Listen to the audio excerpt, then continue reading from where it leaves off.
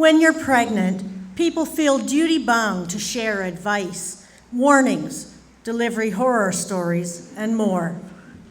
But nobody warned me about the grandparents. When we brought our first child home after a harrowing week in the intensive care nursery, I was down to the bone grateful to have her home, and just as terrified.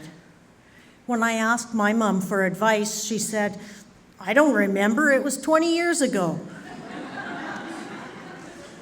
My mother-in-law, on the other hand, remembered and shared every detail of how to raise children. Did you know that Vicks VapoRub applied immediately after a bump or a fall will reduce bruising? I didn't then, but I do now.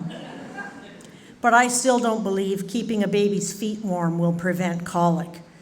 Grandma does. At several months old, our daughter came home from Grandma's one day with heavy adult socks pulled on over her leather-soled shoes. When our son began to walk, he was quite pigeon-toed.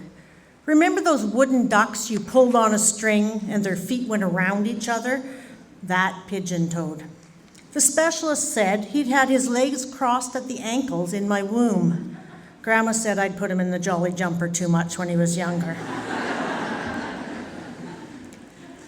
One day at my other job, the one they paid me for, we had to share one achievement that we were really proud of.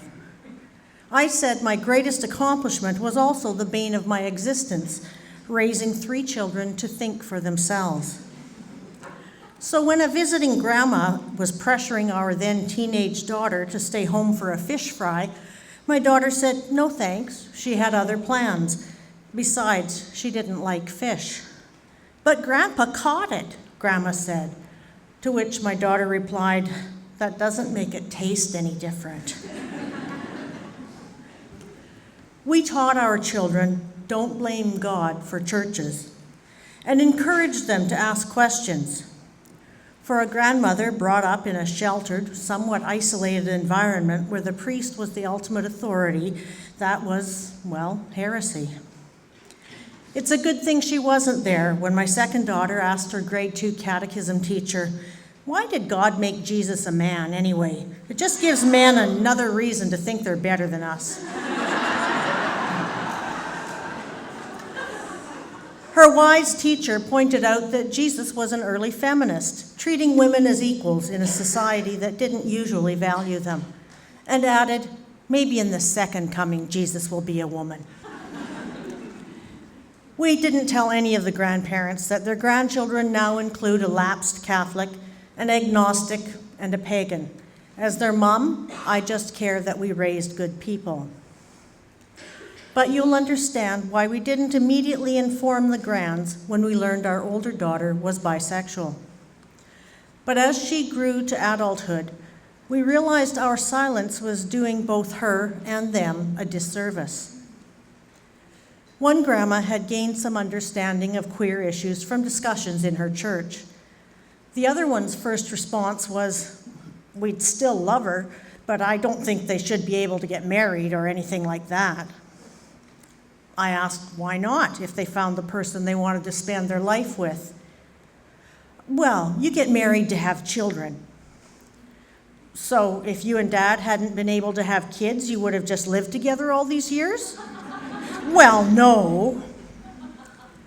I think the saving grace in Grandma's mind was that if our daughter was bi, as she described herself then, she might end up with a nice boy after all. I didn't dare explain that the boy might be the woman our daughter was living with at the time, who was in the early stages of transitioning to male. Unfortunately, our children have only one set of grandparents left. The generations frequently frustrate each other with their wildly divergent ways of looking at the world. But I believe in the value of family and showing respect to your elders, even if it's to respectfully disagree.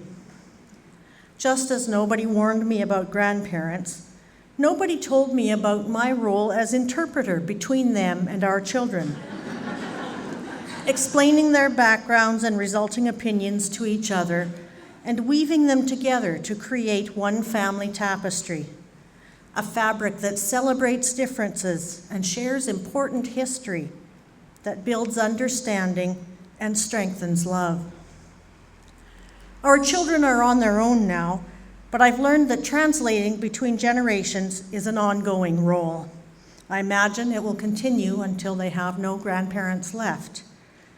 And even though that eventuality will relieve me of my interpreter duties, it will be a sad day for our family.